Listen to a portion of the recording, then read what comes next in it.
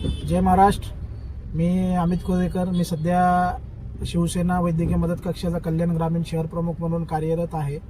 Ward क्रमांक 17 मध्ये मी doctor खासदार श्रीकांतजी शिंदे साहेब तसेच आमदार राजेशजी मोरे साहेब यांच्या नेतृत्वावर विश्वास ठेवून मी त्या परिसरातील प्रश्न सोडवण्याचा प्रयत्न करत आहे.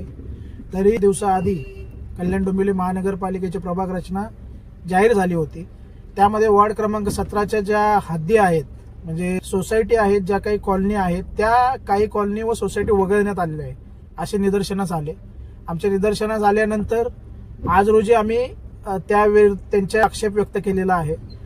तसेच 2022च्या प्रभाग रचनेनुसार जो पिसवली हद्दीतील प्रभाग आहे तो महानगरपालिकेने एकदम तंतोतंत दर्शविलेला होता. तर 2022ची जी प्रभाग रचना आहे त्याच्यावर आधारित 2025 निवडणुकांसाठी प्रभाग रचना होईल अशी एक अपेक्षा होती. पण जो 2022च्या प्रभाग रचनेमध्ये जो तुम्ही परिसर दर्शवलेला होता तो सुद्धा परिसर 2025 मध्ये तोडण्यात आलेला आहे किंवा वगळण्यात आलेला आहे असे आम्हाला निदर्शनास आले.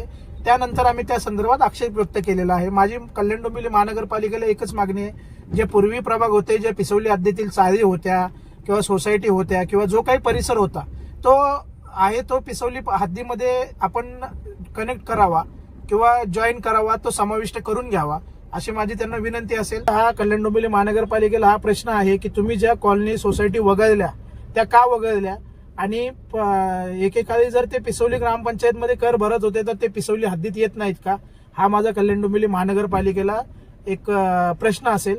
आणि मी आज त्या संदर्भात पूर्ण मॅप सहित बाउंड्री दर्शवून मी आज त्या संदर्भात आक्षेप व्यक्त केलेला आहे. मला समाधानकारक कल्याण डोंबिवली महानगरपालिकेकडून उत्तर मिळेल अशा अपेक्षा व्यक्त करतो. जय हिंद, जय महाराष्ट्र.